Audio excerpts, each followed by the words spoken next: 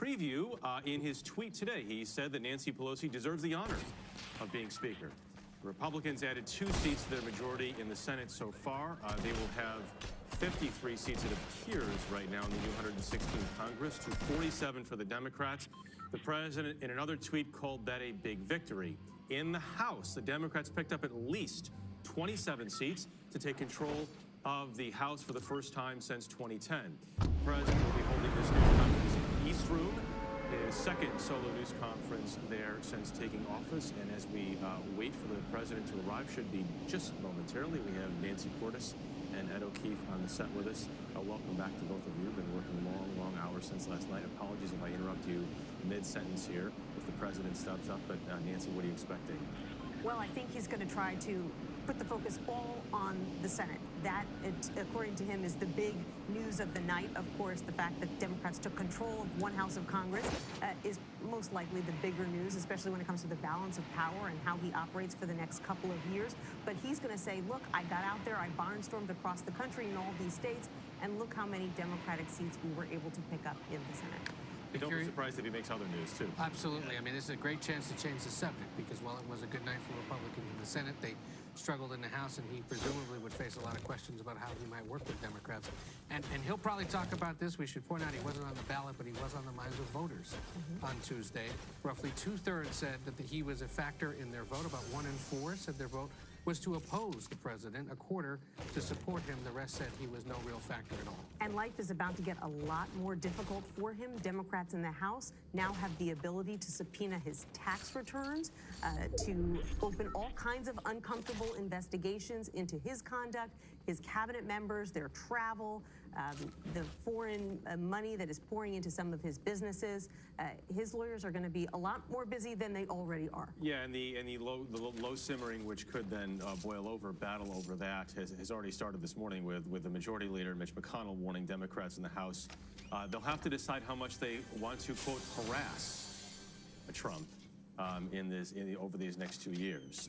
Harass is a word that McConnell is using, trying to, I think, would presume, spin that back around on the Democrats a little bit. Right. He's trying to send a signal that anytime Democrats investigate the president or his administration, basically they're just troublemakers. They're not getting their job done. They're just trying to make life difficult for the President of the United States. They say, no, we can walk and chew gum. We can conduct this oversight that is a fundamental role of the majority party in the House, but we can also work with the president on things that we think can get done. Major Garrett, are the White House and Democrats talking this morning, or is the rift growing?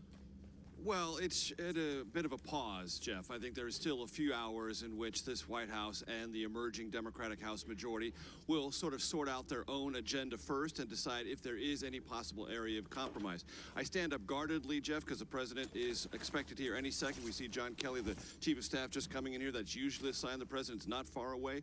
But on this whole question of bipartisanship, there will be lots of declarations of intent. Intent is only one aspect of a political conversation. There has to be follow-through. And this White House has sent early signals already that it's not interested in the Democratic agenda on infrastructure, on immigration. There's going to have to be some compromise next year on the budget because the House Democrats will be part of that conversation. They must be. So in that area, the White House will have to, at some level, approach an attitude of compromise. But let's not overlook the lame duck session going on now, still under Republican control. There has to be a budget resolution. Will there be a push from this president for border wall funding? Could there be a government shutdown? That's one of the issues that's going to be brought to the president today. Is he going to push so aggressively for border wall funding that he will risk a government shutdown? Something he toyed with before the midterm elections occurred. He may land on it now, thinking this might be his one and only chance, with Republicans still in charge of both chambers, to push aggressively or more aggressively on the border wall funding issue. And there, of course, is the suggestion he made in the closing days of the campaign there might be another tax cut coming. Now, the House Republicans have already passed a tax cut in addition to the one that was approved in the first year of the Trump presidency. The Senate Republicans haven't acted on it, but it doesn't mean they won't. That issue is also something that could get a lot of attention in the lame duck session long before House Democrats take over the beginning of next year. Jeff? All right, Major, thanks very much. Yeah, the lame duck session is Right. Pretty fascinating to talk about. It's going to be wall to wall because now Republicans have a clock, and they need to get everything done that's on their agenda before they lose control of the House. So don't be surprised if you see them working weekends, if you see them working right up until Christmas. They'd like to try to get some trade deals done and signed into law. You know, this is going to be their last big push for at least 2 years. They have exactly 1 month. Friday, December 7th, the money runs out. The lights would go off if there's no spending agreement. So if they want to have a fight about immigration, it would start next week when Congress returns to town.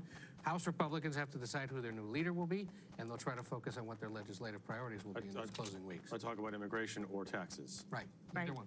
And they have been pushing this president off for 2 years now on border wall funding. This was his huge priority coming into office, and House Republican leaders keep telling him, wait, the next funding bill, because they know that that is a battle royale with Democrats. Well, their time has run out. They can't tell them to wait any longer. This is their last chance. So you are going to see this White House pushing really hard for that $25 billion.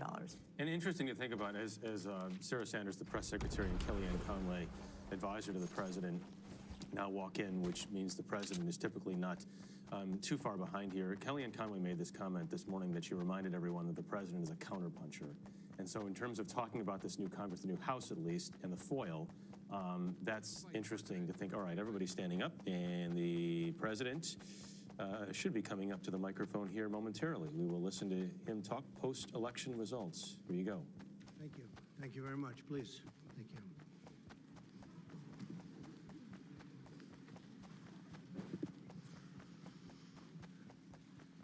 you. It was a big day yesterday, incredible day. And last night, the Republican Party defied history to expand our Senate majority while significantly beating expectations in the House for the midterm and midterm year. We did this in spite of a very dramatic fundraising disadvantage driven by Democrats' wealthy donors and special interests and very hostile media coverage, to put it mildly. The media coverage set a new record and a new standard. We also had a staggering number of House retirements, so it's a little tough. These are seats that could have been held pretty easily, and we had newcomers going in, and a lot of them worked very hard, but it's very difficult when you have that many retirements. We held a large number of campaign rallies with large numbers of people going to everyone. To the best of my knowledge, we didn't have a vacant or an empty seat. I'm sure you would have reported it if you spotted one, including 30 rallies in the last 60 days. And we saw the candidates that I supported achieve tremendous success last night. As an example of the 11 candidates we campaigned with during the last week, 9 won last night. This vigorous campaigning stopped the blue wave that they talked about. I don't know if there ever was such a thing, but could have been. If we didn't do the campaigning, probably there could have been. And the history really will see what a good job we did in the final couple of weeks in terms of getting some tremendous people over the finish line. They really are tremendous people, but many of them were not known, but they will be known. This election marks the largest Senate gains for a president's party in a first midterm election since at least President Kennedy's in 1962. There have been only 4 midterm elections since 1934 in which a president's party has gained even a single Senate seat. As of now, we picked up, it looks like 3, could be 4, perhaps it could be 2, but we picked up a lot. And most likely the number will be 3. You people probably know that better than I do at this point because you've looked at the more recent numbers. 55 is the largest number of Republican senators in the last 100 years. In the last 80 years, a sitting president's party has only gained a cumulative total of 8 Senate seats, averaging 1 per decade. So if we picked up 2, 3, or 4, That's a big percentage of that number. So in the last 80 years, you think of that, only 8 seats. In President Obama's first midterm election, he lost 6 Senate seats, including in the deep blue state of Massachusetts. Republicans captured at least 4 Senate seats held by Democrat incumbents. And these are tremendously talented, hardworking people that did this. Indiana, North Dakota, Florida, Missouri. We also won 2 open Senate seats in Tennessee. I want to congratulate our great champion who did such a great job in Tennessee, Marsha. And in Utah. And Arizona is looking very good, really very good. She's done a terrific job. That was a tough race, and she's done a fantastic job.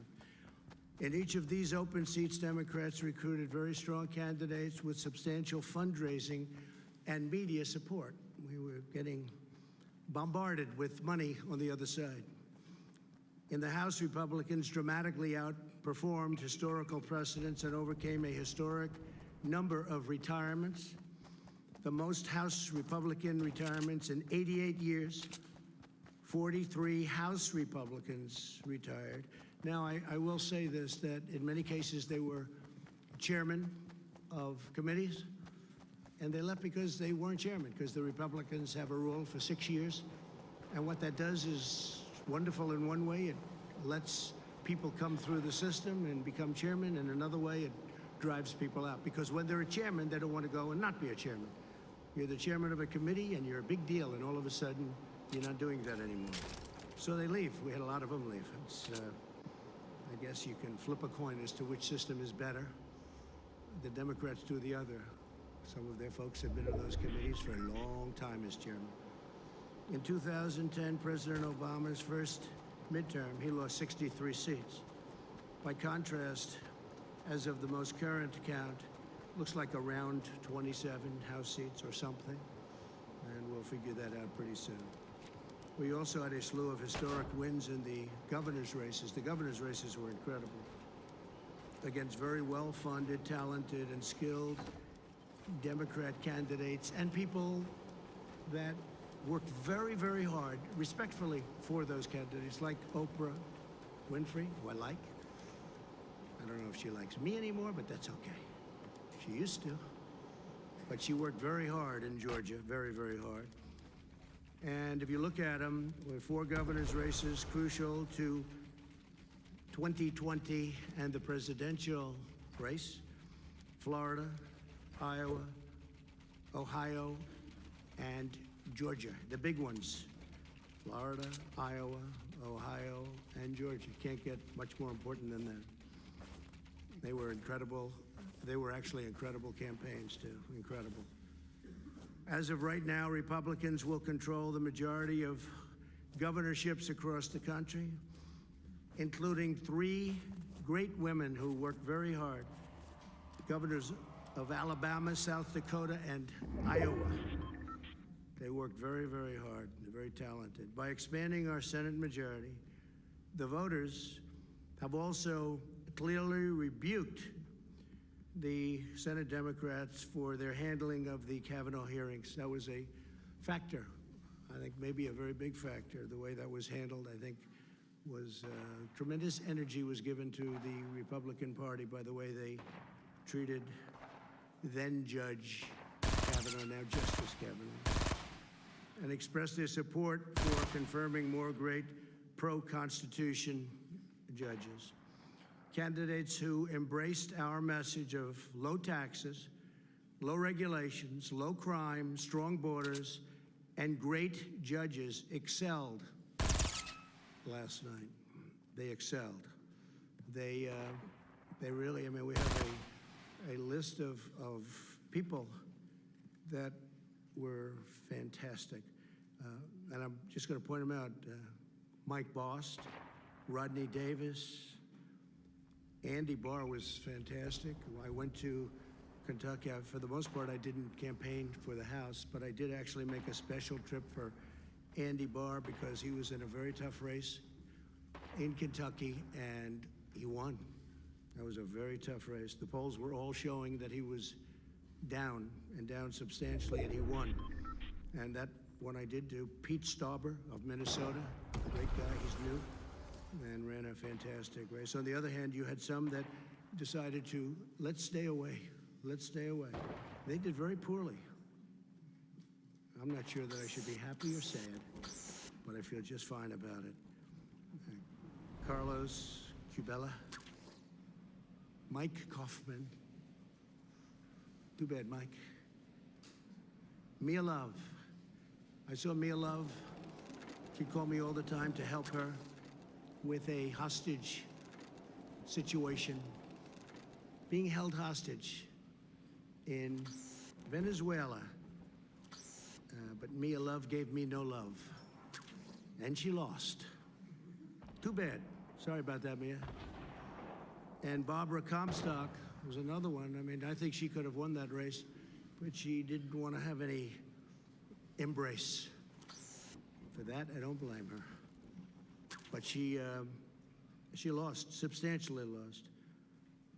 Peter Roscom didn't want the embrace. Eric Paulson didn't want the embrace. And in New Jersey, I think he could have done well, but didn't work out too good. Bob Eugen, I feel badly because I think that's something that could have been won. That's a race that could have been won. John Faso, those are some of the people that, decided for their own reason not to embrace whether it's me or what we stand for, but what we stand for meant a lot to most people. And we've had tremendous support, and tremendous support in the Republican Party, among the biggest support in the history of the party. I've actually heard at 93% it's a record, but I won't say that, 'cause who knows? But we've had tremendous support. America is booming like never before, doing fantastic. We have Larry Kudlow here, and he said the numbers are as good as he's ever seen numbers at any time for our country. But he's a young man, so he hasn't seen that many numbers. Where's Larry? You're a young man, right, Larry? And you haven't been doing this too long, but they're as good as you've ever seen. And we may have, if you have a question for Larry, we'll do that. But I want to send my warmest appreciation and regards to Majority Leader Mitch McConnell. We really worked very well together. We have been working very well together. We actually have a great relationship. People just don't understand that, which is fine. And also to perhaps, looks like, I would think, Speaker Nancy Pelosi. And I give her a lot of credit. She works very hard, and she's worked long and hard. I give her a great deal of credit for what she's done and what she's accomplished. Hopefully we can all work together next year to continue delivering for the American people, including on economic growth, infrastructure, trade, lowering the cost of prescription drugs. These are some of the things that the Democrats do want to work on, and I really believe we'll be able to do that. I think we're going to have a lot of reason to do it. And I will say, just as a matter of business, I was with some very successful people last night. We were watching the weekend. So if the Republicans won, and let's say we held on by 2, or 1, 3, it would have been very hard out of that many Republicans to ever even get support among Republicans, because there'll always be 1 or 2 or 3 people that, for a good reason or for bad reason or for have that too. You've seen that. I've seen that. Plenty of grandstanding. But for certain reasons, that many people, you're always going to have a couple that won't do it. So that puts us in a very bad position.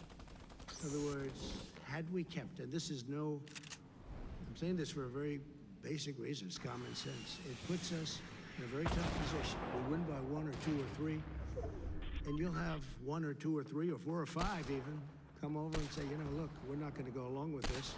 We want this, and all of a sudden we wouldn't even be able to get it in many cases out of the Republicans' hands before we sent it on to the Senate.